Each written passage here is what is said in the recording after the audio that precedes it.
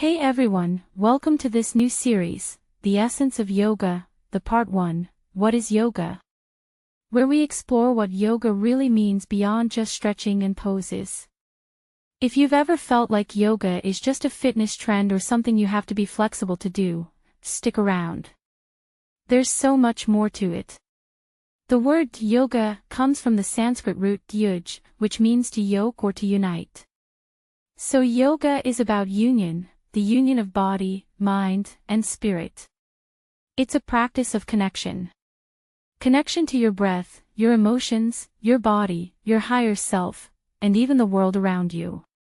So no, yoga isn't about touching your toes.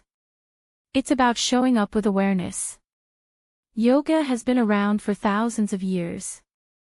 It originated in ancient India as a holistic path for spiritual growth and self-realization.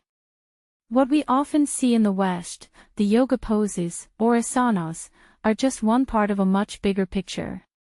In fact, yoga philosophy outlines something called the 8 limbs of yoga, from the Yoga Sutras of Patanjali. These limbs guide the practice far beyond the mat. Quick breakdown. Yamas, ethical guidelines. Niyamas, personal observances. Asana, posture. Pranayama, breath control. Pratyahara, withdrawal of senses. Dharana, concentration. Dhyana, meditation. Samadhi, enlightenment or bliss. We'll explore these more in future episodes, but for now, just know that the heart of yoga is awareness. It's about living with intention, not just moving your body.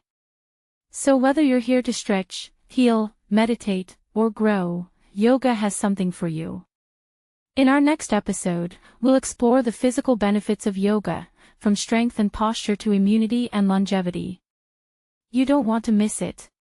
If you're enjoying this, don't forget to like, subscribe, and hit that bell so you get notified when new episodes drop. I'll see you in the next one.